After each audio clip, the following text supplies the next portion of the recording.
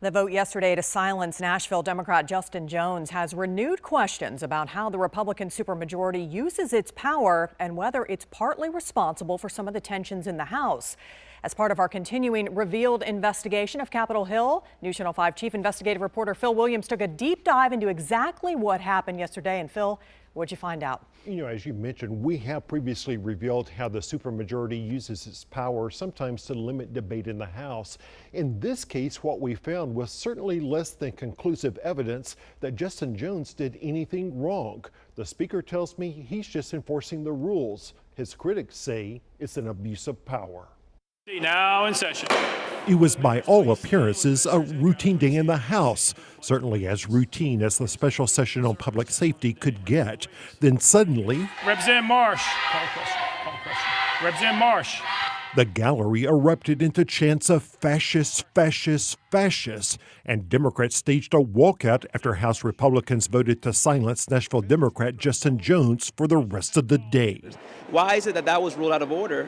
And why is it that I can be permanently silenced for speaking about issues that are germane to the legislation and germane to the concerns of my district? Jones was silenced under new rules adopted by House Republicans last week, rules that they argued would help maintain order. Under those rules, if you get called out of order twice the same day, you cannot speak for the rest of the day. Jones's offense, on a bill to expand the ability of private schools to allow people to carry guns on campus, he argued more guns was not the solution. What is one little Glock against an AR-15? Representative Jones, that's not the bill that's before you, sir. You're out of order. And a few minutes later, on a bill to allow police to put cops in schools even if the district doesn't want them, his offense was arguing that more cops wasn't the answer. We need funding for mental health, for counselors. We need to pay our teachers better. We don't need more police in our schools. Representative Jones, you're off the bill again, sir. You're out of order. Sorry. Mr. Clerk, take the vote. Aye, 70, 20 nays. Republicans voted to silence the Nashville Democrat for the rest of the day. The Speaker defended the decision.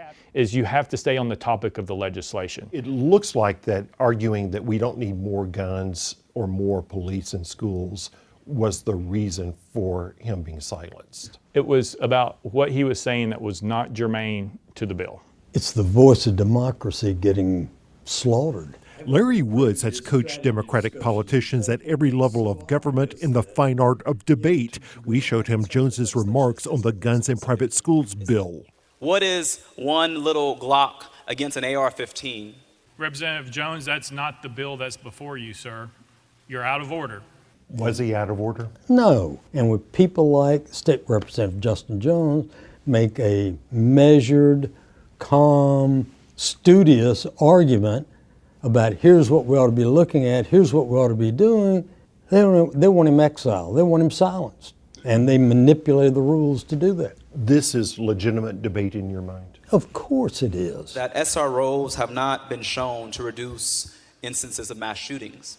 As for Jones's argument against putting more cops in schools, we need to pay our teachers better. We don't need more police in our schools. Representative Jones, you're off the bill again, sir. You're out of order. And that comment was considered to be the final straw. I was stunned. When I heard that was the comment, I thought, surely that can't be right. This is no yelling and screaming kind of, that kind of debate. This is very calm, measured. He was saying SROs are not the answer. Better teacher pay is the answer. Better mental health is the answer. But that's his opinion. If his opinion, though, is that other things would better solve the problem than the bill being discussed, why should he not have the latitude to express that opinion? Well, because the rules on the House has always been, and that's the Mason's rules as well, is you stay germane to the topic of the bill.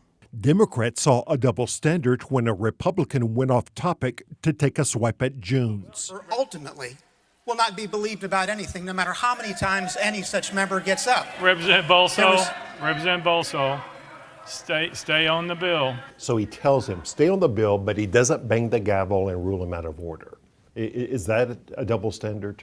Absolutely. It's pretty clear that Representative Jones has gotten under your skin. Do you feel like it's become personal? I don't think he's under my skin. I think what we're going to do is we're going to hold the rules and we're going to hold him accountable. You're out of order. Sorry. Now, Larry Woods tells me he thinks that Justin Jones could have a lawsuit against Speaker Sexton for infringing on his free speech rights. But clearly the Speaker thinks that deciding what is and is not appropriate debate is his job. And it's clear that with a supermajority, there's no one to overrule him. Gary?